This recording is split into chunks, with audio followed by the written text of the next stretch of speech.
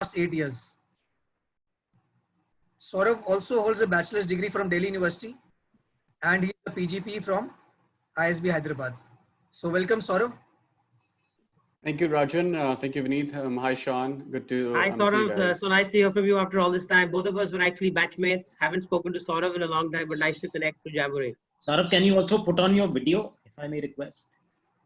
I've turned it on already. Yeah, it's on. Okay. Okay. Rajan, can you see Saurav? For some reason, maybe I can't. But... No, I also can't see Saurav. I can see GB and Sean. No problem. There is some technical issue. Okay, thank you everyone for taking your time out in joining this webinar. And just to set some ground rules, we will start with a brief introduction by Mr. Vineet on behalf of Jamboree, followed by the presentation on ISB from Mr. GB and Amit Tyagi, and then we will have our panelists sharing their experiences on the ISB program, and then we will open the house for the Q&A sessions. So I would request everyone, when the presentation is going, to hold on to your questions, because we will give you enough time in the end in the Q&A session, and we look forward to an interactive and informative session with each and every one of you. And just a small introduction of myself. I'm Rajan Bhatia. I currently head the admission counseling business at Jamboree, and have helped assisted a lot of students for realizing their dream of study abroad. So looking forward to a great session with each and every one of you. And now I would like to open the floor to Mr. Vineet Gupta. Thank you. Well, thank you, Rajan. I see some comments on the chat box and some people are, can you all hear us? Because some people were saying they can't. Can some of you just type your comments to say, okay. Okay, and I hope you can also see our videos. You can see the videos, again some, yes, video, maybe you can say. Okay, great. Thank you so much. Thank you. I think those are some great responses. Well, thank you. And what we'll be doing today is we'll be talking a little bit about Jamboree and a little bit about the atmosphere for an MBA education in today's day and age and today's world.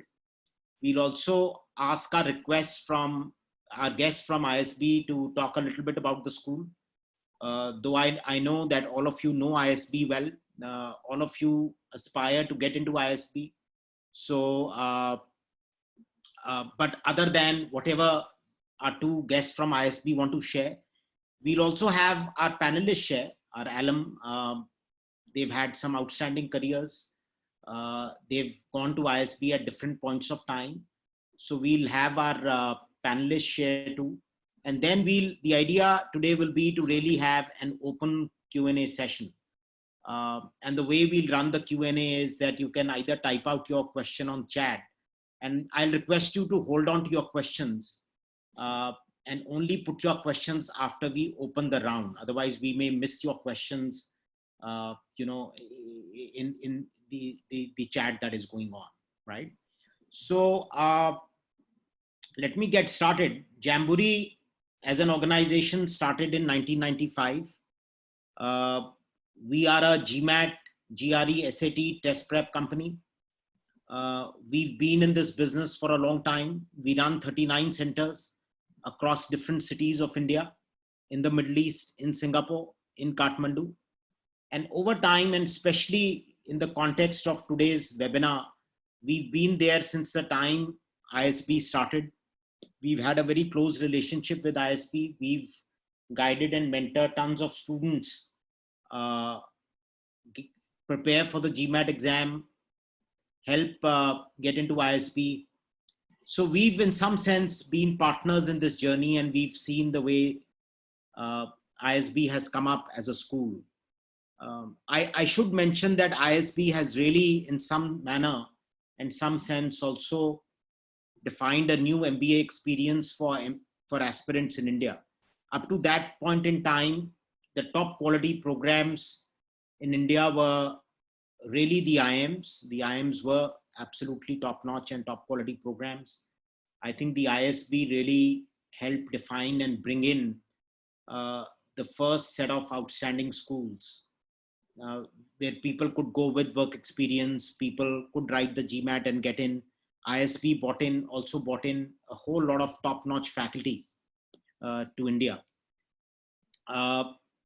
So today's seminar is going to be concentrated a lot around what will it take for you to get into ISB, how should you be preparing, what does this year look like, what are the career opportunities going to be for some of you next year, and we will be taking a lot of these questions. For the Jamboree team, which is managing the seminar, I am still getting concerns that people can only hear our audio, but they can't see our videos. So if there is a way for you to fix that, guys, if you can fix that in some manner, people can only, some people are saying yes, video, but a lot of people are saying video is not visible, only audio. Vinny, that might happen based on the quality of internet connections they have. But otherwise, apart from you, I can see everybody else actually. So I don't think that should be an issue now. No, I think there is a, no, I think we can go on because there's some backend problem from Zoom UK. So maybe we can go on. Some are visible and some are not. So maybe we can okay. resume the same. Okay. Right. So I understand, folks, whoever is on the webinar, this is not a technical problem from our end. I'm told this is a technical problem from Zoom's end today. So we may have to live with this. I know some of you can see me, some of you can see Rajan, some of you can see the others. But as long as you all can hear us, we will try to make this as enriching as possible. Rajan, you want to, do we want to play the presentations considering the way it is working now? Do you want to try or share presentation? So I'm trying to, it's not working, but I'm just trying from my end. Okay. So maybe we'll let that be. We'll let that be, right? Can I request Jibi and Amit to come in now and talk about ISB? Of course, as I mentioned, a lot of our audience knows ISB. People are preparing for ISB. People are keen to get into ISB. A lot of them have done their own research. So other than what is there in the public domain, you know, Jibi and Amit, whatever you'd like to share in whichever order you want to go. So over to you, Jibi and Amit. Thanks, Vineet. I think Amit is unable to get through his audio. So I'll, so instead of Amit, I have just taken over and I'll try to put forward all the points. Hi everyone, my name is Jibi James. I have introduced myself already. Just to tell you again, I take care of admissions at the Indian School of Business for all the three different formats. That is the Young Leaders Program, the PGP, and the Early Entry option.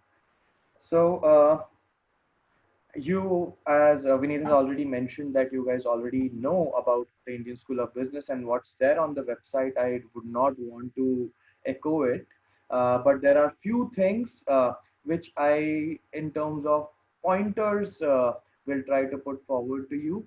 And I guess both the alumni will be able to justify all those points through their experience. So I'll just put pointers and then I'll leave the platform for the alumni. So whenever you are looking for a particular business school, there are certain things which you take care of. At this point, can I share my screen? Vineet, Rajan, can I share? Please go ahead. Please go ahead. But Rajan was having a struggle sharing, but please do go ahead if you can. Sure, sure. Just give me one moment.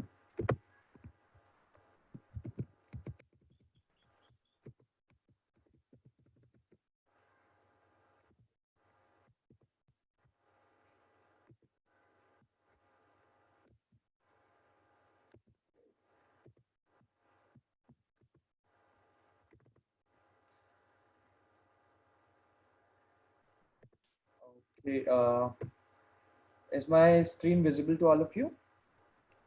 GB is visible, yeah. Okay, great. So I haven't prepared anything much from the presentation because Amit was supposed to give it. But so let me just go back to the points. there are few things which everybody looks for in a particular business. The first most important thing is, I will just echo the Indian point of view.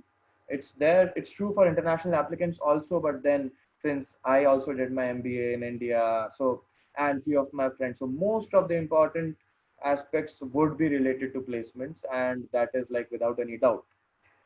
But like, let placements be. Placement is an outcome, so let that not be a deciding factor. Apart from placements, what is there is what you have to be more concerned about. Because if you are investing so much of your money, so much of your time, so it's like the time value of your money, the return on investment which you are getting by investing so much of resources.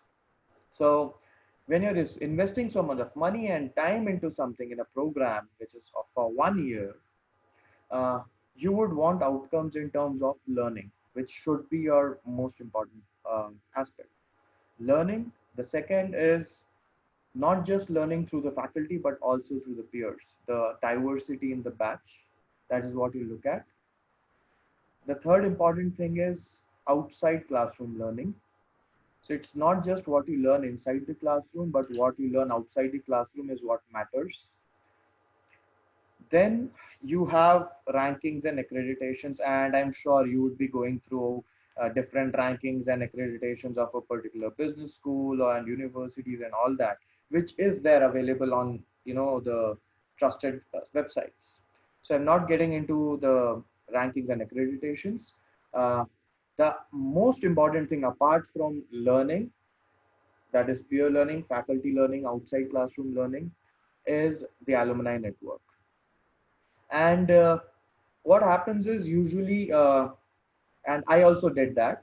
Usually what used to happen is when I was researching about joining a particular business school, I used to get in touch with alumni who would have just passed out, let's say just 1 year back. They used to give me certain perspectives which are valid, but then some of my seniors, they gave me gave me an advice that why don't you connect with those groups of alumni who have passed out 4, 5, 6 years since hence, because they will be able to give you a perspective on where they are today and what how effective were the learnings from ISB. So I want to tell you that when you are learning, please focus on who are you learning from and who are you impacting and who else is impacting you when you're joining a particular business school. Because whatever you're learning is not going to last for just 1 year. It's going to be, there for the next 20 or 30 years of your life. If that base is strong, you'll be able to apply each and everything and implement in your lives. So let me just quickly take you through the presentation. I will just briefly talk about few points, and then I'll talk about few of the important application perspectives. So even like if you go to the website, you would see these 5 logos on the ISB website on the brochures. I would have made it more interactive, but considering and respecting others' time, I'll just quickly tell you what these logos mean. These are the associate and founding schools of Indian School of Business. Kellogg and Wharton are the founding schools, and the associate founding schools are London Business School, MIT, and Fletcher. These logos are not there just to show that, okay, we have international tie-ups, but what these logos actually mean that in terms of international collaboration, be it research, be it case studies, uh, be it the faculty who comes and teaches, most importantly, the curriculum which is designed. The curriculum which is designed is in association with these business schools, so that we are on our toes uh, when it comes to what's trending outside the world in different markets and how should we modify our curriculum. And apart from that, faculty exchange. So let me just give you an example. Have you, okay, I'll just tell you. Uh, so there is a famous name known as Edward Rogers. If you guys can, just Google it on your mobile phones, you'll be able to see all that. Um, who he is. Edward Rogers is the Chief Knowledge Officer at NASA. He comes and takes a class at the Indian School of Business for complexity in business solutions. So this is just one of the examples I'm trying to give you. There are many other examples, but I think I have been able to make myself clear that these logos, what these logos actually mean. And it's not just these 5 schools. ISB has collaborations with close to 39 plus business schools across the globe in terms of faculty and student exchange and curriculum exchange.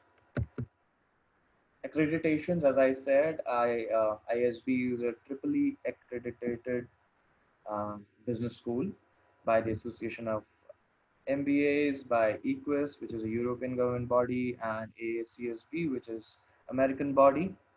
Not getting into it. What we are proud of are like two main things, which are the pillars. One is the learning experience and the alumni network. Now we follow a specific portfolio faculty model.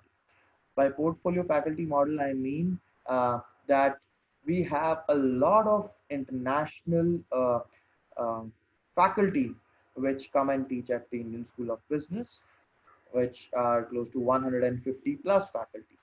We have 70 plus teaching faculty who are resident faculties, and every faculty at the Indian School of Business has completed their masters from top schools in the US.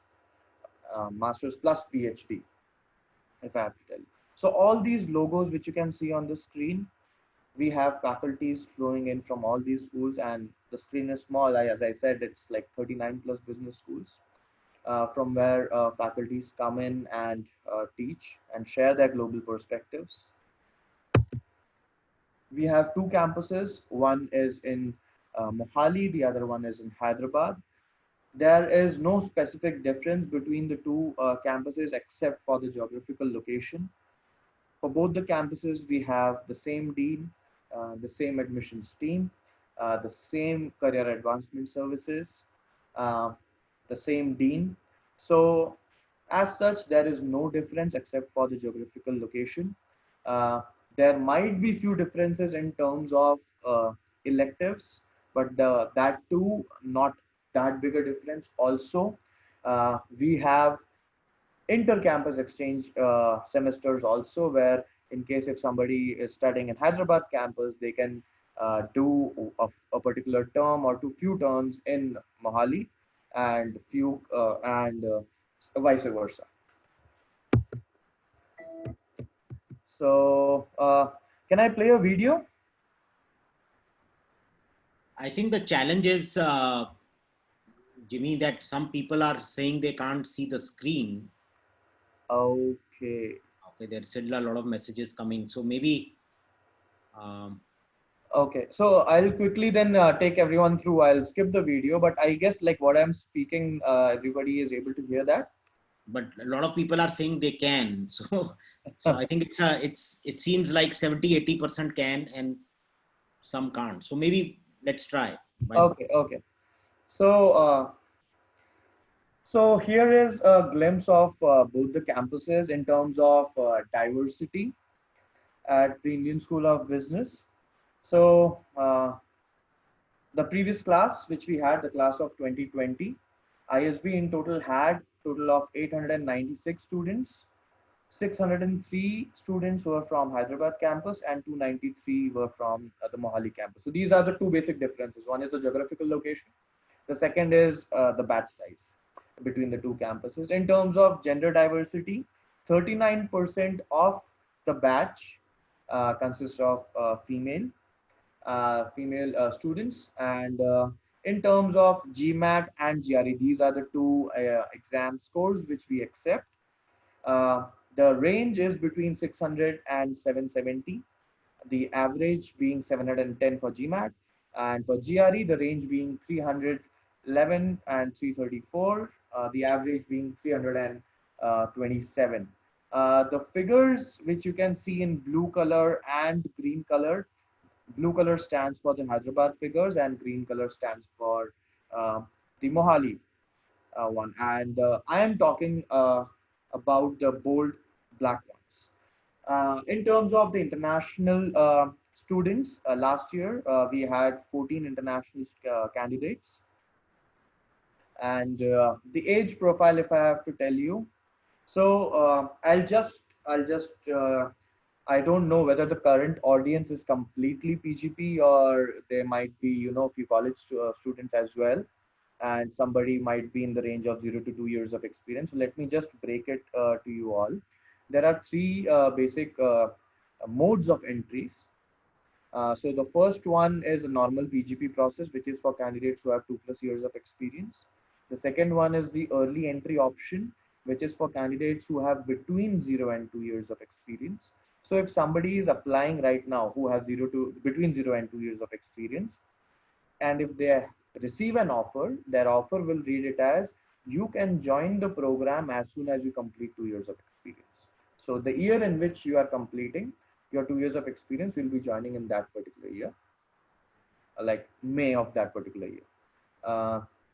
Then we have a Young Leaders program, which is for students who are in their pre-final and final year of their undergraduation or post-graduation, provided they should not have any work experience in between their undergraduation and post-graduation. For them, if they receive an offer right now, so right now, by right now I mean they will receive an offer even before graduating. So if they have an offer in their hands, their offer will read it the same, that as soon as you complete 20 months of experience. For the early entry option, it is 24 months of experience, but for the Young Leaders program, as soon as you complete the 20 months, your 20 months of experience, you can directly come and join the program. That is the PGP program. Okay, so having said that, the age profile here is for the PGP audience, and that is, the average is 26.6 years. And the years of experience, the work experience is between 2 and 20 years. The average work experience being 4.3 years. In terms of diversity for engineers versus non-engineers, we also have a very healthy percentage of 32% of non-engineers in the batch. Now, let me just give you an example. Usually I make it interactive, but I will answer my own question. Let's say if you're, you know, for example, from a civil background, okay, and I ask you this question. You are in a moving car and you have to stop that moving car. Most of the candidates would say that, you know, we'll apply brakes, which is the right answer. But then if I ask some candidate, if I ask you, is there any other way for stopping the car? Then there might be different perspectives, but most of you might still think applying brakes. I'll just give you a few other answers. One is going and smashing the car somewhere. Other one is directly pulling the handbrake. The third approach can be first applying the clutch, reducing the acceleration, then pressing the brakes. So there can be different combinations, right? So if you are in a class where everybody is from the same background, you won't be learning new perspectives. So everybody might say, we'll apply the brakes and then move on. You wouldn't learn anything new. But when you have students sitting around you who are, you know, somebody is a co-founder of a company, somebody is from the army, somebody would have captained the Indian hockey team, somebody is a wildlife photographer, a yoga enthusiast, an artist, and a doctor, and like there are so many people. And all these examples which I'm giving you, the last batch of students had these many different profiles. So that is where the peer-to-peer learning matters a lot, because as I said, when you're investing so much, you want return on your investment. And that is where diversity matters a lot. In total, ISB has 4 major programs. One is the flagship PGP program, which is the 1-year MBA. The other ones are PGP Pro, PGP Max, and PGP Family Business. These are the executive kind of MBA programs where you can work as well as pursue your MBA at the same time. Currently, ISB has close to 11,500 plus alumni across these four programs and spread across the world. 500 plus alumni are in top leadership positions like CEO, CXO levels, uh, and 500 plus are entrepreneurs who are generating employment opportunities. And I can vouch for the alumni. Plus, we have two alumni here as well, and I will just let that let them speak through their experiences. Uh, Now, in terms of our alumni, they are spread. 60% of our alumni are spread in finance, technology, consulting, e-commerce, and healthcare industries. 25% of our alumni uh, are female candidates. Uh, and I already talked about 39% of female students in our previous batch. 41 countries represented by these alumni. In terms of where they are, 83% are in India, 17% of the alumni are in the world. Now, there's a different perspective to it as well. If somebody asks, why there are 83% in India, so there is a very famous saying, and by a very famous person. He said that pursue an MBA from that country where you see yourself after 4, 5, 6, 7 years. Because there are many other factors, when you are choosing a particular country to do your MBA. So these 83% of the students preferred India to be their working destination, and that is why you see 83% are in India. Because let's say, for example, how is the economy of that particular country doing? How many opportunities, work opportunities or career opportunities would you find in that particular country? What is your total living expense? What kind of roles will you get into, and what would be your growth curve? Then, for example, let's say if you're trying to settle down in Germany, if you want to pursue your MBA from Germany, because Germany has a lot many manufacturing companies, you go there, but then there is something that you need to learn German as well. So there are so many factors based on which you should choose a particular business school. So these are the few. In terms of the placement statistics, if I have to give you, out of the 884 students which we had, 220 companies had come for recruitment, and a total of 1,309 offers were rolled out. Now, if you see 1,309 offers being rolled out, this tells you that ISB doesn't follow one offer, one placement policy. Students can sit for many different companies and then choose the company they want to go into. So that leverage they have. In terms of the salary increase, ISB is ranked number 3rd in the world by Financial Times, and 87% salary growth post your MBA. Now, if you see that particular circles out there, where have these placement opportunities been?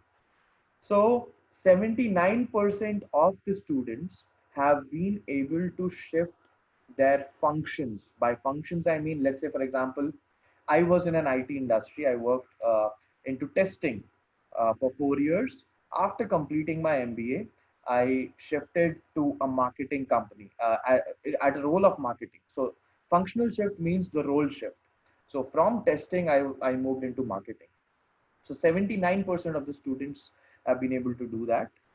78.5% have been able to switch their companies. So again, if I give my example, I was working for Infosys.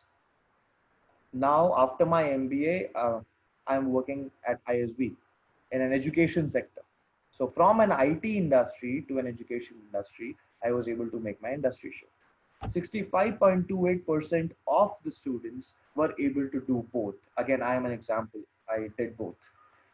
So 82.94% were lateral roles. Leadership roles were 9. So leadership roles are again the CXO, senior management kind of roles.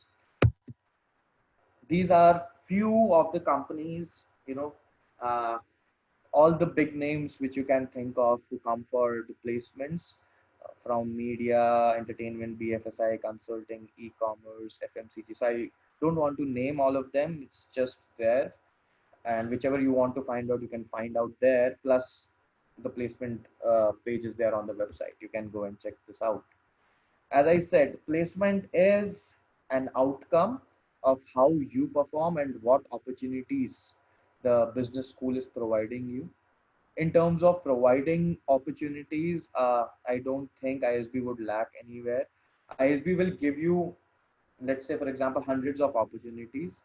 Now, what you will learn at ISB is managing time and picking out which are the most important aspects and things for you out of those 100 which you should focus on to grow. And you'll have your faculty, your alumni, and I am very, very confident about the fact that the alumni network at the Indian School of Business is like one of the greatest and one of the most engaging, because I also tried, connecting with different alumni from different colleges, but what response I received and what like how they welcome you and how well they can connect and understand you and solve your particular problems is immense. So I've talked about the modes, three different modes of entries. What qualities do we sort? Okay, now I'm about to end the presentation. So let me just quickly give you 5 different sections or 6 different sections based on which your particular, your application will be assessed. So first is your personal details. Second is your academics. Third is either a GMAT or a GRE score. Uh, Fourth is essays. Fifth is your recommendation. And the sixth is your work experience. So we at ISB, your overall profile is assessed. Let me just quickly give you an example. There was a candidate who scored 780 in GMAT, and there was a candidate who scored 620 in GMAT. The 780 candidate was rejected and the 620 candidate was accepted. So I hope you understand, it's not just getting marks which matters, but it is also what values, what value you can add to ISB and how ISB can add value to you. It goes both ways. So we are looking for your academic credentials, yes, but apart from that, we are also looking for your leadership quotient and your personal attributes.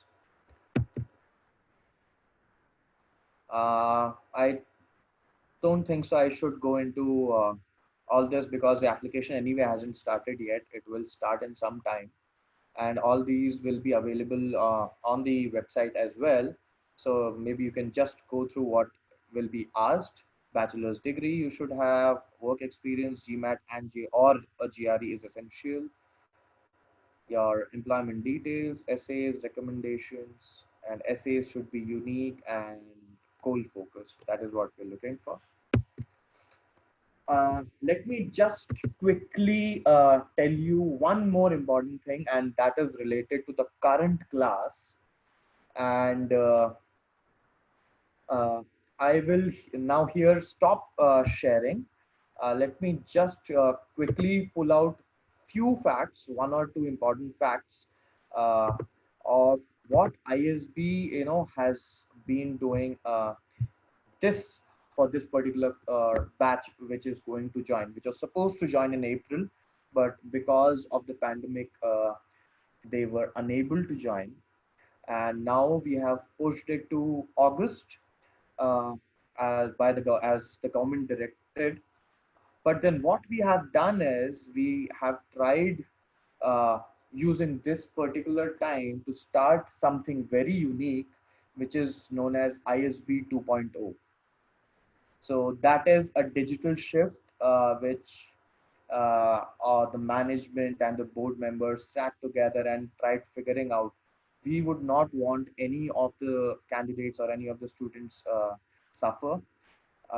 And we also understand that many of them would have left their jobs, many would are about to, or now by this time they would have given up their jobs, and they do not know what's going to happen after any year. So that is why we thought that why not make a shift where we can use this time to the maximum extent possible for the benefit of the students. So what we have done is, earlier ISB used to have 51 weeks of physical classroom sessions.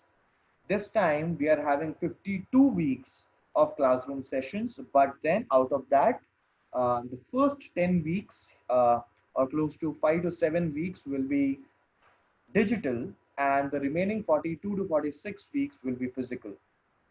So what's going to happen is, in the ISB 2.0, there are various different things which have been added for the students, which nobody else in the previous batches had experienced. So that is something known as ISB Perspectives.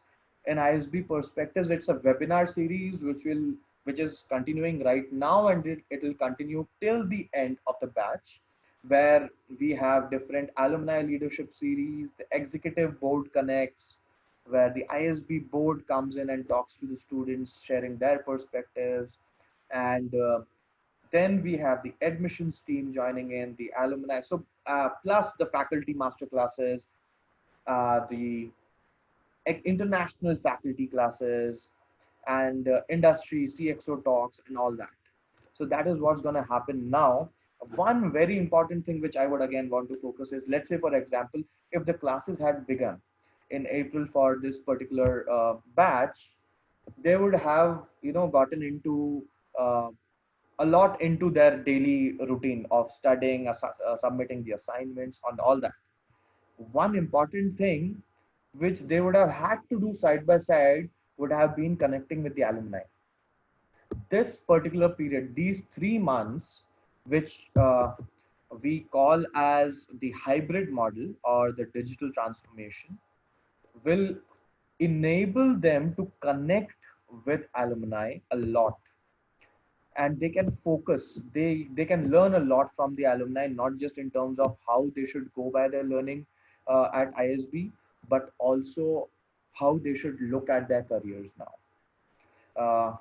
Apart from the leadership program, there is something known as Operation Jumpstart.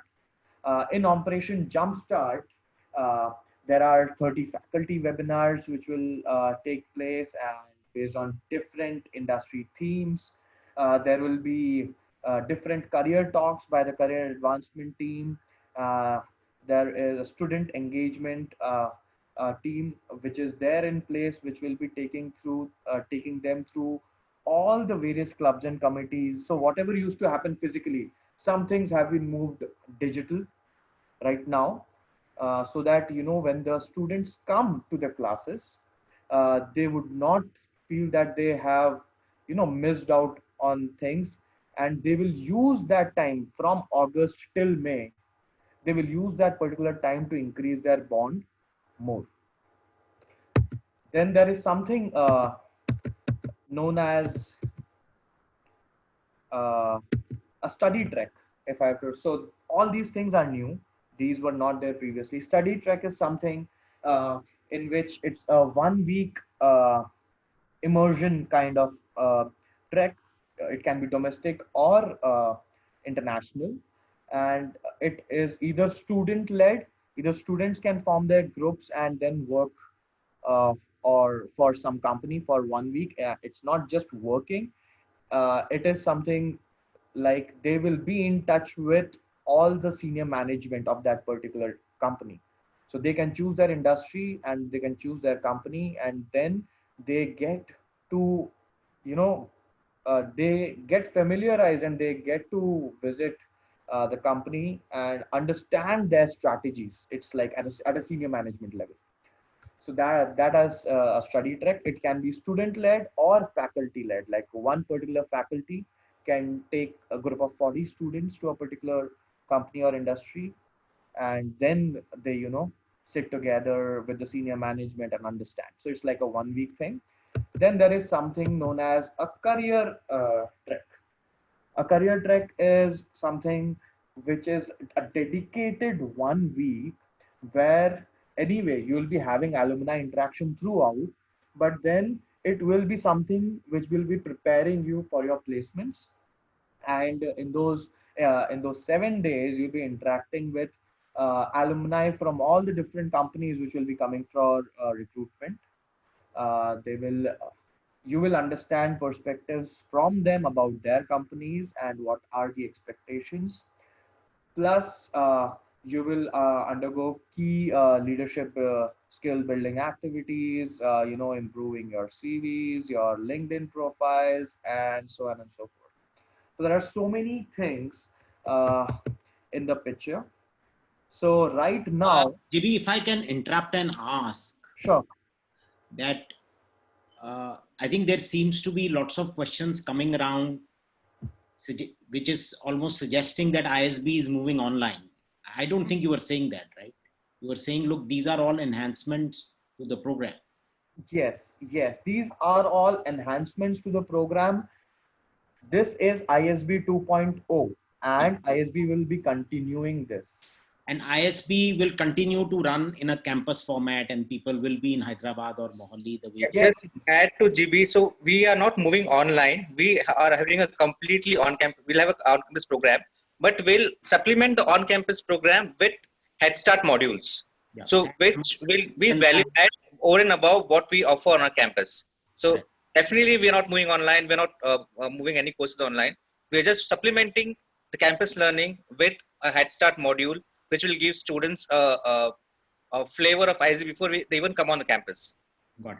So, and this is for all the participants, and thanks, Amit, we were finally online. We can see you. Some questions coming in from Katik and from, people suggesting, almost asking, look, is it online? What will happen to networking? What will happen to the campus experience? But from Jimmy and Amit, you were really getting that, look, these are all enhancements. This is all taking the ISB experience to the next level, if I may say. Sorry, Jimmy, you can carry on. And maybe I'll suggest if you can wind up in a couple of minutes. I think so. I think that was it. I was like just going to sum it all up and I was going to end. So that is, I just want to tell about ISB 2.0, which we'll be continuing now. Okay, great. Amit, you want to add something to whatever Jimmy said, considering we have you online now? So I think GB has made the whole, given the whole presentation. So I just want to add that going forward, ISB 2.0 has, we have discussed with a lot of academicians, industrialists, a lot of people who are working in industry, alumni, and come up with a new structure which will enhance learning of our students going forward. And it is here to stay. It's a radically different structure altogether, which we have started after close to 20 years. We are seeing the structure of the program. So that's what ISB 2.0 is all about. It's not about an online course. It's just some parts of the 2.0 are online, which supplement your on-campus learning. Great, thanks, Amit. Let me bring in Sean and Saurav at this point. Sean, and maybe we can go in that order. Sean, if you can come in first. Sure. And maybe in a few minutes, sort of describe your ISB journey and what would you like to tell all our audience? We have about 450 people now on the webinar. Just sharing your ISB experience. How would you tell people to cope up on these present times and how should they look forward to what awaits them next year? Sure. Well, well, my ISB experience was I finished college. I went to St. Stephen's College. I did economics there. I worked for a couple of years. And then, in India, unfortunately in India, there's just so much of competition in India that you need that extra tag. I know a lot of people say that you don't need an MBA, but, there are many circles in which I think the entry level in many companies is an MBA. So I faced that a little bit in my job and I realized that I needed to upskill myself and I applied to ISB. I have to be honest, I applied to a couple of US MBAs that I didn't make as well. And I made it to ISB. What I liked about ISB, I think ISB is a one-year MBA. A lot of people say that being a one-year MBA is a disadvantage, but actually, no, it's not a disadvantage because, the MBA teaches you a lot of theory, teaches you a lot of practical instances, and actually ISB gave us all of that.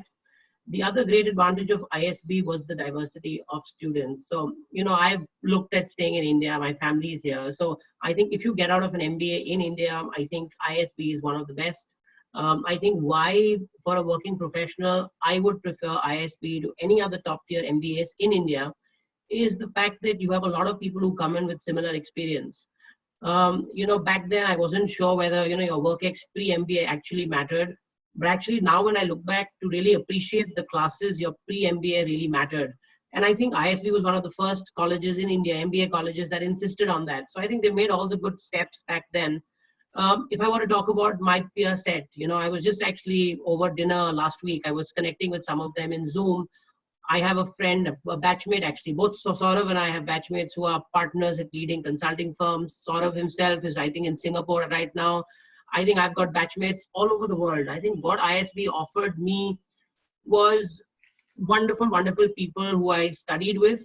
To answer the question that I had until maybe 2 years after I passed out of ISB, how good is the school? I think that's one question that you need to ask yourself. How good is the school? I can vouch today when I look at my peer set who are actually working in all the top companies. They're actually in leadership roles. There are CEOs who have come out of ISB. I think it is at par with the best of the best. And I must add here, it is cheaper than the best of the best as well. So it is a killer combination that you can get. The problem that a lot of students face when they go to US MBAs today is unless you can fund it majorly or you get a major scholarship, you pass out with so much of debt that today works against you. So when I went to ISB, the fees were 18 lakh rupees. I spent another 4 lakhs when I was there. So I spent about 22 lakh rupees. I finished paying that off in a couple of years. And after that, I bought a house. I'm independent. I'm married. I don't have any of these obligations. And many of my peers who went to, big names in the US, some of them still are paying off their loans. If I have to tell you another thing about ISB is the recruitment. I think all the top companies of India, they come to ISB. I have to put a caveat here, and I have to say that it's not the best school if you're solely looking at a finance job. When I was doing my MBA, a lot of people wanted investment banking jobs and they wanted hardcore finance jobs. ISB will give you finance jobs, but it may not give you as much finance jobs as some of the other schools may. But when it comes to anything else, right, from consulting, I think we're better than anything else. Strategy roles, marketing roles, sales roles, ISB is the place to go. I think I've shared enough. I think let Saurav share his experience as well after this. But guys, I would not have come onto this panel if I was not an advocate for the school. It's a fantastic school. And if you get into the school, that's the other question. It's not easy to get in. If you get into the school, it's one of the schools you must consider because it's a phenomenal school. Thank you. Thanks, Sean. Saurav, if I can ask you to come in at this point, and Saurav is joining us from Singapore, if I'm correct. Saurav, if you want to share your journey, your ISB experience and journey after that. And again, let me just unmute. Thank you, Vineet. And again, Sean, you've sort of summarized it beautifully. What I'd say is, that 1 year at ISB back in 2011 was the best year of my life, without a doubt. I think just the relationships you build, the peers you interact with, the learning you have is just unbelievable. To what Sean said, right? Just imagine being in a classroom with a medical doctor, with an army major, with a fighter pilot, with a fashion designer, an actor, and being able to dissect a case of a hedge fund with different experiences. And that, for me, I think that's what learning is all about, is learning from experiences of yourself and learning from the experiences of other people. That's what I felt ISB provided me, and yet giving me access to some of the best professors worldwide. So for example, our marketing professor was Jagmohan Raju, who was a marketing chair at Kellogg's. We had professors from London Business School coming in and teach there. So for me, it was as if I was actually studying at the London Business School. Or I was studying at Kellogg's, and yet having the same experiences at a fraction of a cost that I could get in India as well. So for me, I think overall, from a quality perspective, there was absolutely no doubt it was one of the best experiences I've had. And I can definitely share comparisons because I've been a recruiter at Gallup. So I work for an organization called Gallup Consulting, which is it's a global organization, but I was heading recruitments for them for pretty much most of APAC and Europe. So, and I also recruited from US schools as well. So I actually had the opportunity over the last 8 years to visit schools, be it hiring from INSEAD or hiring from Columbia, or even going to London Business School and Oxford and presenting there and, sort of recruiting students from there as well. Without a doubt, the students from ISB are actually at par, in most cases also quite smart as well, smarter than some of the other business schools would also offer. Because I've been hosting students from ISB on study treks when they come to Singapore, to show them Gallup and help them understand Gallup, and also recruit at Gallup as well. And without a doubt, they're just generally smart people. What I also value is that they bring some relevant experiences behind them. Like nobody at ISB is a fresher, right? They've all had meaningful experiences, and that's what helps us grow. So for me, I think that's what helped me personally to learn and grow and mature. And to be fair and honest with all of you as well, I would have never gotten an opportunity where I'm today in my life had it not been for ISB. Just to give you perspective, I'd never traveled outside of India, back in 2011. My first trip happened as part of a project that I was doing, at what we called an ELP while at ISB. And then my first job offer was an international placement from ISB to Dubai. So that's the first time I traveled outside, thanks to ISB. And from that point on, I also got Gallup as an offer, which again, I was interviewed on campus, and I came to Singapore with Gallup, and I've been here and now in a capacity where I work with senior leaders, CEOs of organizations, where I'm a leadership coach. But all that foundation was set up at ISB. I think that's a really smart thing that happened. And that really, I would say, it was a stepping stone into my career, my journey, and my experiences. Even today, like what Sean said, the kind of peers we have, you can reach out to them, they are helping you out. And that's what I say is, there's two aspects that you should think about when joining any business school. Is the pedigree, because that stamp's going to be from you for your entire life. Second is going to be your alumni and your peer network, because ultimately the relationships will help. So just imagine having your peer, and we right now have, Sean and I have a peer called Arnab, who basically is working with Niti Aayog. He's the one who created the Arogya Setu app. So imagine the impact they're creating, right, through the work they're doing. We also have Navneet Sakera, who there's a Bollywood movie being built on him. He's a IPS officer, and really transformational. And they're just a phone call away from you. So imagine having a network of people like that at your fingertips. That's really the big value you also get, besides obviously the sound knowledge, the education, the fundamentals you get. Right. So for me, I think, Vinit, that was a big driver. Yeah, and I'll keep bringing both of you in. So we have a barrage of questions coming in. I'll dive right in. Amit, I think the first, really, this whole confusion around when are you going to start applications for the class that comes in 2021? And related to that is also this question that, look, this year 200 odd people have deferred their MBA. So they will all come in next year, which means the seats for next year are going to go down. Is it going to get more competitive? So we'll start our applications on time in the month of June as usual, like we do every year. Okay. And in terms of deferrals, so we have 200 deferrals, as people said. So every year also we have deferrals. The number might be a bit higher, maybe not significantly higher as such. But so having said that, those number of seats will less available next year, and so there might be slightly higher competition going forward next year. Fair enough. But you were saying round one. So when is the round one deadline going to be for next year? So deadlines are not yet decided. So we'll be coming out with the deadlines by the end of this month, and they will be similar to what we had last year. Actual dates are not out yet. Okay. We'll think through and then come out with the actual dates. But we'll start our applications on time, like what we did last year in the month of June. And by that time, the dates and everything will be. So I think, yes, Vardhaman, your question is coming. Yeah, deadlines are going to be similar to last year, is what Amit is saying. So, right, Amit? Yes. Yeah. So I think that's sort of the first thing. Deadlines are similar.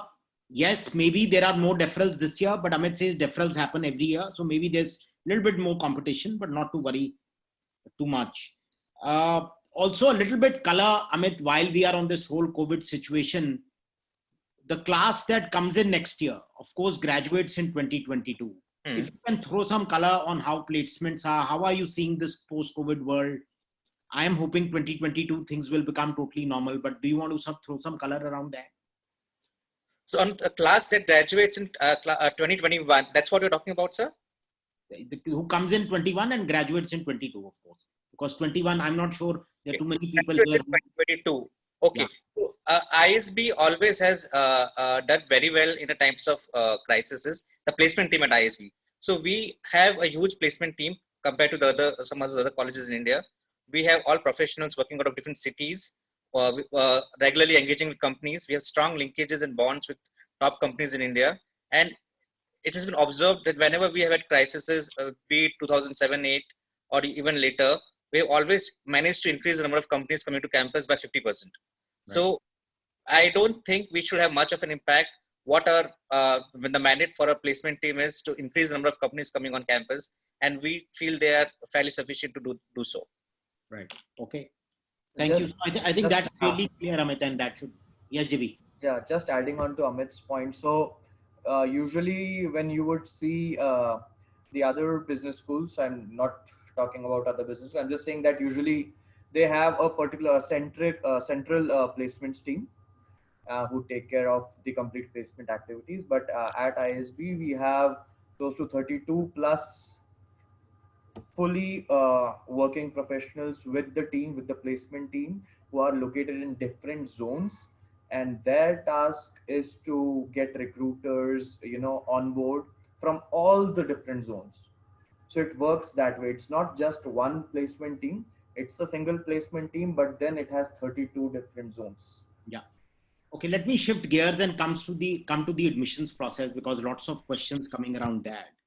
And you also made a comment, JB, that maybe with a 780 you still may not make it to a YLP, or so clearly, number one, going back, and I know you mentioned this, and we do want to talk a little bit also about essays and LORs, because there are questions around that.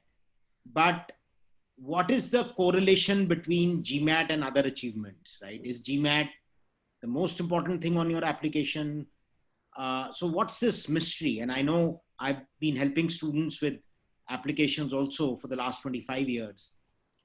What would you advise? Is GMAT the only thing? GMAT is an important thing, but what else? So so as I said, when I was telling, there are 6 different sections in your application form. One is your personal details. Okay, let that be aside. You have your academics, you have your GMAT or a GRE. Then you have your work experience, you have your essays, you have your recommendation. And just because lots of questions coming, equal weightage given to GMAT or GRE? Any preference? Any one? Yes, there is equal weightage given to both. Usually, so yeah, this is the same question which I also hear. There are people who convert their GRE scores into GMAT using the online calculator and all that. This is a strong suggestion to you not to do that, because at ISB we do not differentiate between a GMAT or a GRE. Can you, for example, mention what's the average GMAT and the average GRE? So that'll throw some perspective. So the average GMAT score is 710, but having said that, the score range is between 600 and 780. And GRE? For GRE, the average is 327. Okay. The average is between 320. The range is between 322 and 340. Okay, so I think that gives all of you attendees a good perspective. So no preference one way or the other, but those are the ranges. Yeah, keep going. Now I'll add on to it. See, if you feel, first important thing is nobody should self-reject themselves thinking that, oh, I have, a lesser score, a lesser academic score, or lesser GMAT score, so I won't be able to make it to ISB. So that is a preconceived notion or a misconception which candidates have, because yes, your academics matter, your GMAT or GRE score will also matter. But in case if you think you have scored a bit less, you always have the other sections on which you can work on and counterbalance for it. Yeah. So let's say, for example, you have your essay. Let's say if there are sometimes when questions arrive that there are two candidates who are from the same industry, who have the same kind of experience, same kind of a profile. Where will you differentiate them? One important aspect is the essay. Right. Where you will be differentiated. And apart from that, diversity. We value diversity a lot. So be it from your personal life experience or your professional experience, whatever you can talk about you. Right. Just bring it there on the table and let ISB make that decision, or let ISB shortlist you. You don't self-shortlist yourself. Got it. So that's fairly clear. Sean and Saurabh, if I can bring you in, any perspective on essays, what would you advise to prospective applicants on what sort of essays they should be writing? Maybe Saurabh, if you can come in. Sure. So I think definitely I have a good example on that, Vineet. And I can share my personal experience. For me, my dream company was Gallup, and I looked at different business schools that Gallup hires from. And actually, when I looked at the different schools, INSEAD, AGSM in Australia, and ISB popped up. And for me, that was something which I wanted to do. So when I was applying for ISB, and this was back in 2009, the first time I applied, I actually got rejected. Because what I was doing in my essays was I was trying to justify my low scores in my 12th standard, right, or my graduation. And what I realized was, that's when I actually reached out to Jamboree as well. In your 12th standard or GMAT? GMAT. No, I had low scores in my graduation. 12th standard was very good. How Graduation low was would they low. be? How low would they? Well, to give a very open perspective, I had a 41.44%. So I was the third, right? Said, okay, so your story should be as really low. inspiring for as low as possible. Like I joke about this. I say this. I actually topped from the bottom for my graduating class back in Venkateshwar College. But here it is, right? So that's when I realized, hey, should I be justifying my mistakes in my application? And the first 2 times I did that, I actually got rejected. In my application. So what I did was I worked on my application. So for the next 3 years, so I've attempted, the 3rd time I attempted my application, I got through. Wow. So the second time I really, started building up my application. Hey, what do I need to do to really get into ISB so I can go to my dream company as well? So I started building up my profile. I got some valuable experiences. I was thinking every project that I took on at my workspace, how would that add to my profile? And then obviously taking help from professionals helped. So I also took help from Jamboree for both my application as well as my GMAT score. So I scored a 710 on my GMAT. So what that did, it helped me counterbalance these low scores in my graduation. That helped a lot, right? Second thing was when I took help from Jamboree, what they did for me was they helped me focus on what's my strength.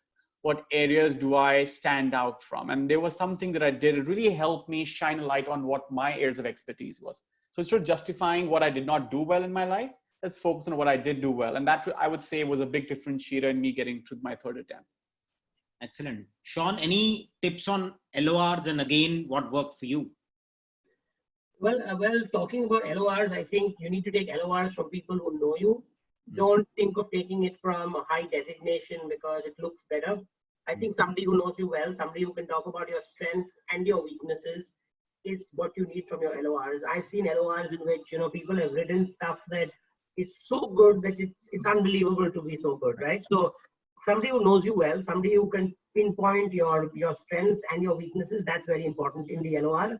And it's usually an immediate superior or boss at work. And the other one you can take from supervisor. I would agree. That lots of questions coming around that. So guys, if you can hear current employer, immediate supervisor. So that's something. So that's one perspective on taking it from. And the other one is somebody who knows you well. It could be if you worked in a foundation, if you do something, if you volunteer for some work, if somebody who's gotten to see you because you have talent. What you there? Yeah, we lost your voice in the middle. We can hear you. Keep okay. So same way with the essays. Your essays have to talk about what makes you. Sean, we are again, I think, losing your voice a little. I think. Okay. Let me see if I can. No, I think it's still a problem. Let me come back to you while you fix your audio a little. Okay. Again, coming back, Amit and Jimmy, there are some questions. So on the early entry options, can you throw some more color? Because I think that is something that students are more keen to hear of. Jimmy or Amit? So Jimmy, you want to take that? Yeah. Okay. So the early entry option is basically, let's say you currently you have an experience between 0 and 2 years, or let's say less than 2 years. So for the postgraduate program at ISB, you require minimum 24 months of experience. So since you do not have 24 months of experience, if you are applying this year, by March 31st of 2021, if you do not have 24 months, you cannot join the 2021 program. Right. But let's say you can still apply now. You can still apply now and you will receive a deferred admission. Till the date you finish 24 months. Yes. So let's say by 2021 November, for example, or by 2022 January, you complete your 24 months. Then you can directly come and join the program in 2022. So your offer letter will read that. And the selection criteria, GMAT scores, what you are looking at is fairly similar. Everything remains same. And considering people will not have that much work-ex, what do you think So will that focus? is one area where you will not be compared. So as as the admissions team, we would also know that somebody who has more than 2 years of experience will have, you know, a varied experience plus diversity maybe. But a candidate who has, you know, just stepped into the corporate life might not be, you know, exposed to so many opportunities or so many different profiles. So do people who are applying in early entry option, would they need a higher GMAT, do you think? No, so see, so these three buckets, YLPs are evaluated separately because YLPs do not have any work experience. And at there was all. a question around how many seats in YLP, if you can also answer. Okay, so for YLP, this last year, so okay, who is going to come in the next few years? So right now, for the pre-final years, we are planning to roll out 100 offers. That is after the stage 3. So and for the final year students, we are planning to roll out 100 more. So in total 200 seats for YLPs. But having said that, it's not restricted to 200. If we get more quality applications, we will be very open to get them into the class. And what is the one thing you are looking at in YLP candidates, considering there's no work-ex? I mean, that's a question coming up again and again. So for YLPs, their application form is very simple that way. Since it's a stage-wise process, in their first stage, they will be asked about their academics, and they will have to write an essay and submit. So academics, essays, awards and achievements. So awards and achievements becomes a focus in some sense. So it's like, it's again the same thing. It's again a holistic view. If in case they feel that, you know, But yeah, other than academics and GMAT, the focus is on awards and achievements versus work-ex. Yes. So this is the first stage. In the second stage, then, you know, between the first and second stage, they will have 4 months. And by the second stage deadline, they will have to submit either a GMAT or a GRE score. And apart from that, they'll have to provide a recommendation, which can be from their HOD or professor, or it can be from the reporting manager during their internship. And essay. I think that's helpful. So let me shift to work-ex now. There are lots of questions coming around work-ex, and let me narrate all of them. Does family business count as work-ex? One question. Yes, it does. It does. Okay. And should people be working for bigger brands or even working for other companies is okay? Doesn't matter at all. Doesn't matter at all whether big brand, small brand. So what do you think would be good work-ex, GB? A good work-ex is whatever you can justify in your application form, whatever you have truly done and you can talk about. Okay, be authentic. What you're saying is what you have truly done, probably made an impact, whichever organization you work for, had varied experiences. Good work-ex is also something which will make you learn things and which will ultimately reflect in your essays in your conversation. So when the panel interviews you or reads your essay, it will reflect, the learnings will reflect in that. So it may be anywhere, it may be in a family business, it may be in a small MSME organization, it may be in a MNC. But as long as you have learned something, as long as you can apply that learning, that's what we'll be looking at in the interviews as well as in applications. Right.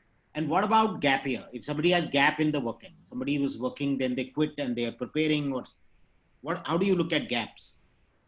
So usually 1.5 year kind of a gap is usual because candidates take time off from their work. They will be preparing for, you know, GMAT or a GRE. So we completely understand that. So there is no, you know, difference, or we do not differentiate that, you know, that a candidate has dropped off for 1 year or 2 year that way. But then if there is something more than that, we would just expect a valid answer, a valid reason. There should be a valid reason. Sometimes, you know, maybe because of poor health or maybe due to some tragedy, or maybe, you know, something would have happened. Yeah. And we would be very considerate about it. As long as it is a very valid reason, yes, you know, we don't have any problem with that. Now, there are some questions coming around people with more work-ex, and maybe I'll also have Sean and Saurav come in. Somebody saying, look, I have 12 years work-ex. Another one saying I have 30+ year old applicant. So this category of 8-year, 10-year, 12-year plus applicants, does ISB still make a sense? Is the age a barrier in placements? Sean and Saurabh, you want to take that up? I Saurabh, you want to come in? I can share that here. Actually, I can share from my own personal experiences in my batch, and I was also Platcom, so I had the opportunity to interact with a lot of students from campus, and I had over 30 students who were over 30 years of age, and they were all interesting. The question came from Mohit, and one of my colleagues from ISB was also Mohit as well, who's also over 30 and part of the senior executives clubs that we have for the students community there. And they had some really good offers, especially what we call lateral placements. So I don't think that's a deterrent. Rather, it helps you think about your next career shift as well. And a lot of people feel that, hey, I've already had 15 years of experience or at least 10 years experience behind me. How do I make a transition? It does help you make the transition as well, because all the experiences you've had in the past helps you make that shift to the next one. So you would encourage people even with higher work ets to apply? For sure, and especially today, right now, because a lot of organizations today are asking for plug-and-play resources, which means we need to have people who've had that background experiences as well. So if you've got that, and you've got a pedigree behind you, like definitely it's going to be adding on to it's like the icing on the cake. You want to take the next step. And sometimes the way I also tell applicants is, look, you are still 32, 33. You still have 30, 35 years of work left with you. People work till 65, 70. And if you feel you want to move your career, then rather move now than think about it at 45, 50, right? Where even at 50, you have 20 years of work left. So I think even at 8 years, 10 years, 12 years, 15 years, you are still below your mid-level work age. And, in that sense, making a move at that time is still worth doing it, is the way, rather than continuing another 30 years and wondering, why didn't I make the move, right? I don't know if that makes sense. Okay, Saurabh and Sean, if I can come in, and Sean, maybe if your audio is back to normal now, if I may ask you, what about there's lots of questions around shifts, people wanting to shift from IT to finance. You sort of talked about, you moved to Gallup, you had that in mind. How should people look at shifts? Are shifts possible? Are they realistic? Are they real? Should people be going to ISB if they want to make a switch? I think definitely yes. If you're determined to achieve something and you're willing to put the hard work to it, it's possible. I would say it's easy, because when a company's come to interview you and you're against somebody who have that background experiences behind them. But having said that, I've had so many colleagues of mine who are from ISB who've made that industry shift from technology to consulting, technology to finance. Think about a medical professional working in a bank, right? So that's also a shift that has happened there. So I think what matters is just your background experiences and how you're able to grasp the knowledge, because that's the whole point of going through an education system, is to grab new knowledge that you haven't had before. And with an MBA degree, you do have that opportunity to grab that new knowledge. For example, I never had any finance knowledge, when I went in before ISB. I was a maths graduate. I didn't have accounting knowledge. So when I went in, I took up accounting, I took up finance as one of the subjects that I wanted to pursue. And that really helped me understand the full perspective of finance as well. So, and Amit, yes. If I can also bring you, I think the Jamboree team, we've lost Sean. If somebody, or maybe he's reconnected and he's in the attendees, if you can move him to the panel. Amit, if I can come in to you now, again on this issue of switch, and this question from Sarup again, that he's works with the public sector as a credit analyst, wants to switch to consulting. And since you watch placements also at ISB, and you have, what is your perspective on switches, IT to finance, credit to consulting? So, what is your... GB would have presented a slide on placements, which talks about 80% of our batch has a functional shift, and another 80% of our batch has a marketing, has a industry shift. So at ISB, how we enable a shift is that we, the whole point of doing an MBA program is to learn new knowledge, as what Saurabh was mentioning about. And once you specialize in a particular area or areas at ISB, you would be able to apply for jobs in those interest areas. And that's how at ISB, a lot of people undergo the shifts in terms of areas and in terms of also industries. Right. So, lots of questions. So Karthik, your question, IT to marketing, that's absolutely possible. Public sector to consulting. Amit mentions 80% people made a it made a functional switch. So really, in some sense, if there is something that you are wanting to do, it's possible. I think a question coming from somebody, I have 18 months, another 6 months, will that count? Absolutely, it will. I have, I'm an IT person with average academics. Yes, you can make it. I mean, look at Saurabh's profile. Again, he had below average academics in his graduation, but I think with good GMAT, focus on applications, tremendous hard work, he was able to make it. So absolutely not a barrier. We will encourage all of you to apply. Now, again, Amit, sort of coming back, these questions are coming. How rigid are you guys on this 2-year WorkX? And what is the technicality? Should it be 31st March of the year you enter? Yes. So we are rigid on the WorkX part.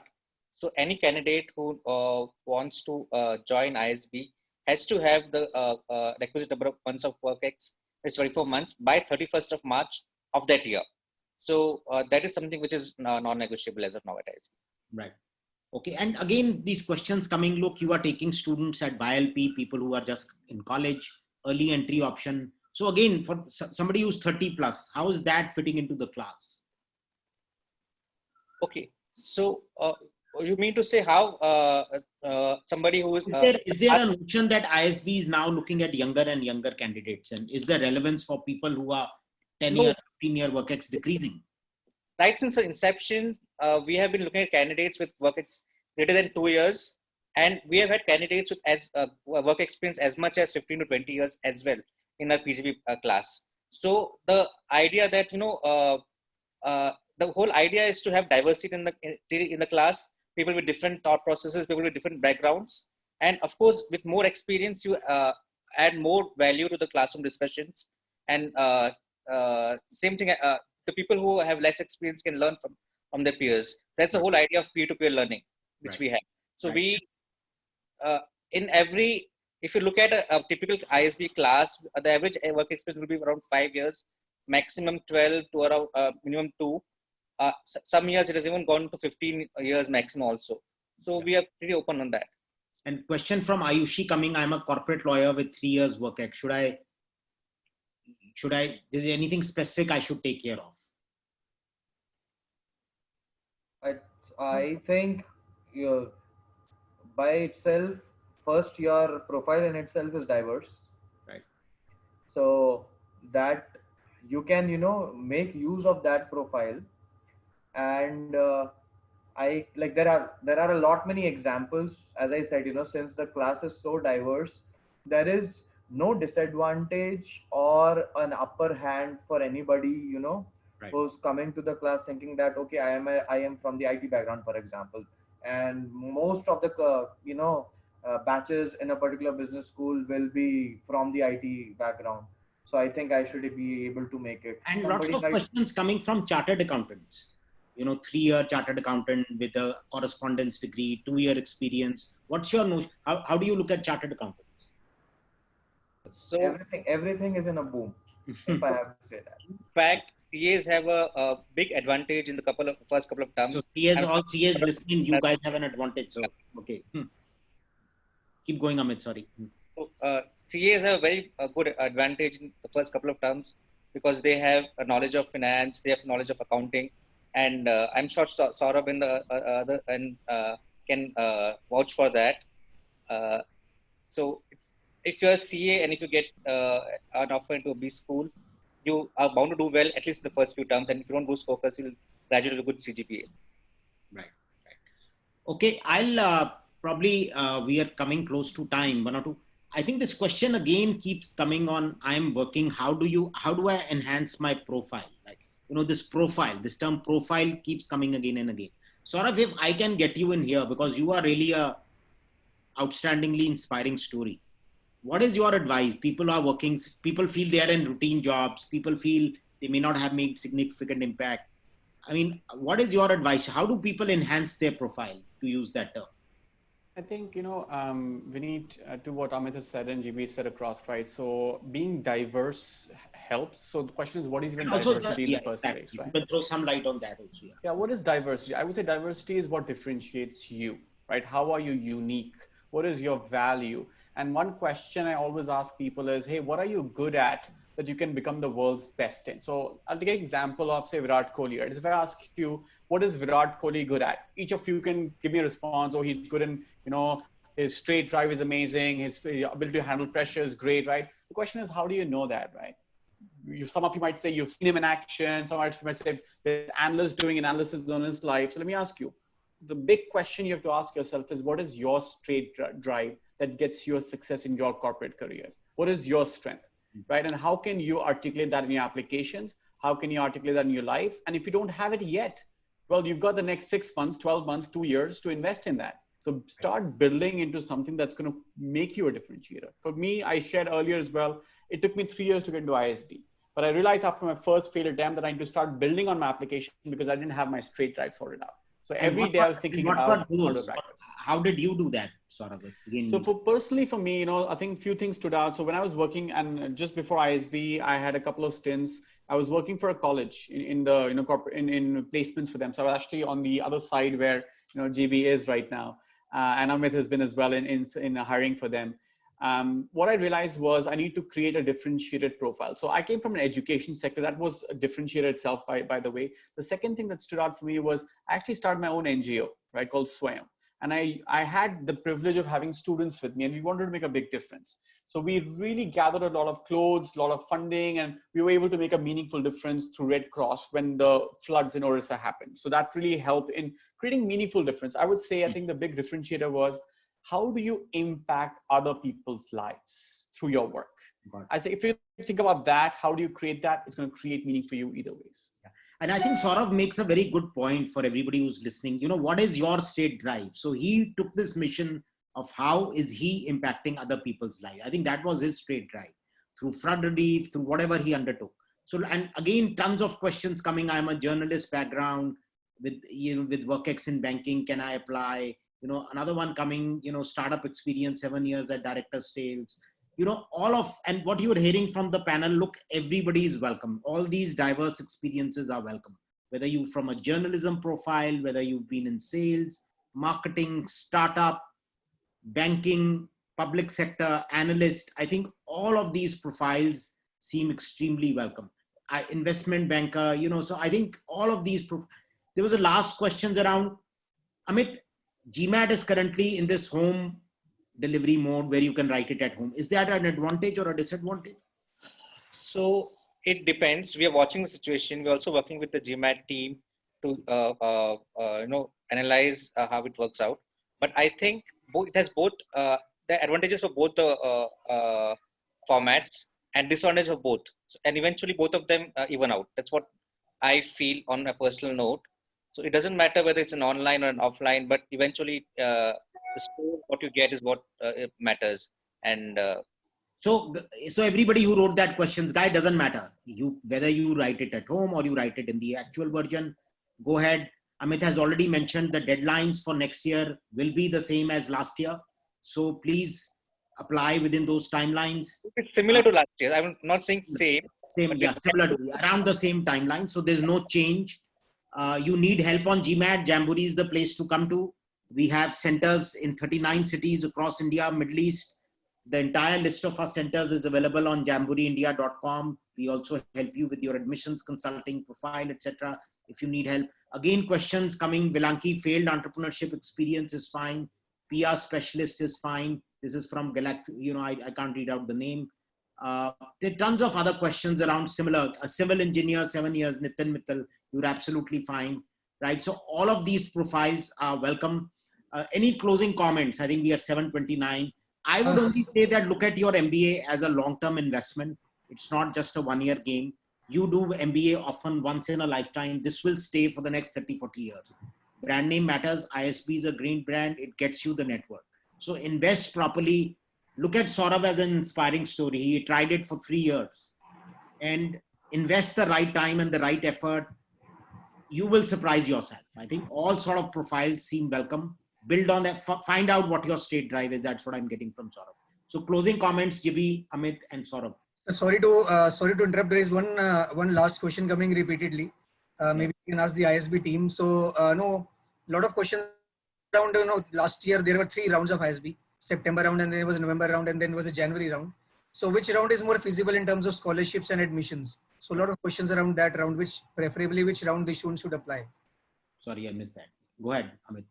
So in the first round, usually 100% scholarships are available.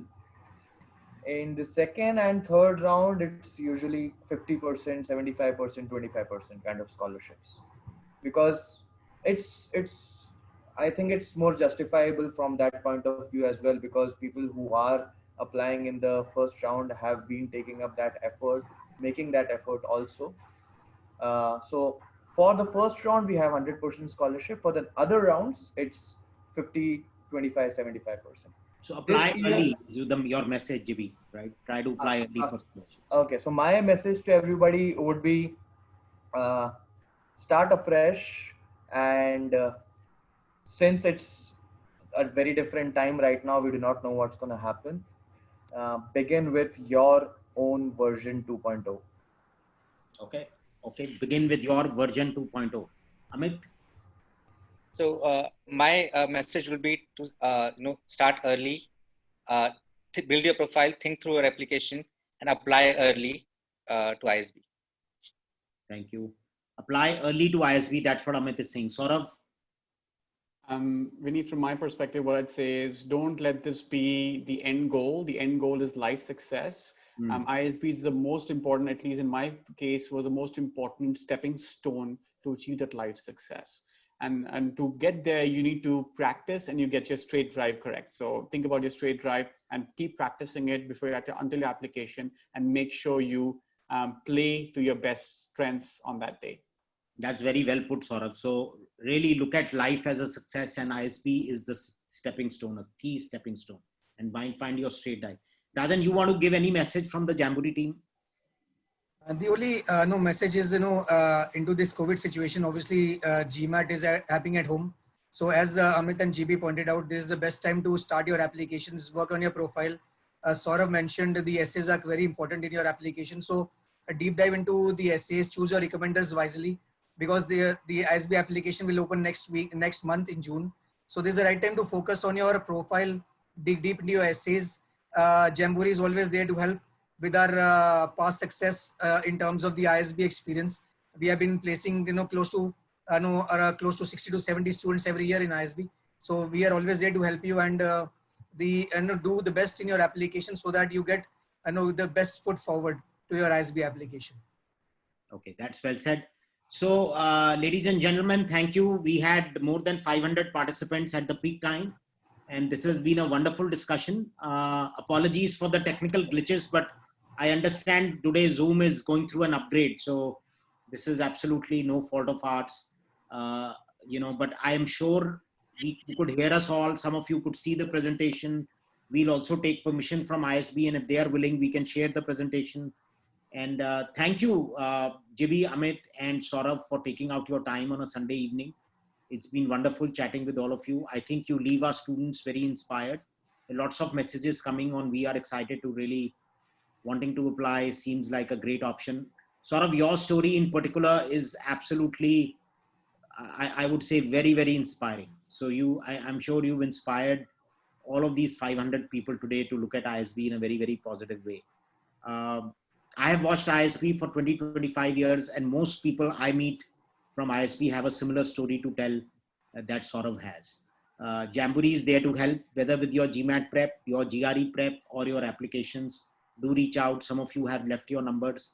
Rajan and his team will reach out to you. You can go to our website, jamboreeindia.com, and check us out. Reach out to our centers. All our classes are running online, by the way, in a good experience through Zoom. So if you want any coaching classes on GMAT, on GRE, please feel free to log in, reach out to our team. So with those words and with a special thanks to our panelists, we will end today's session. Thank you, and thank you for participating wonderfully. Thank you for putting all your questions. Apologies, we couldn't take all your questions. They were just overwhelming. This question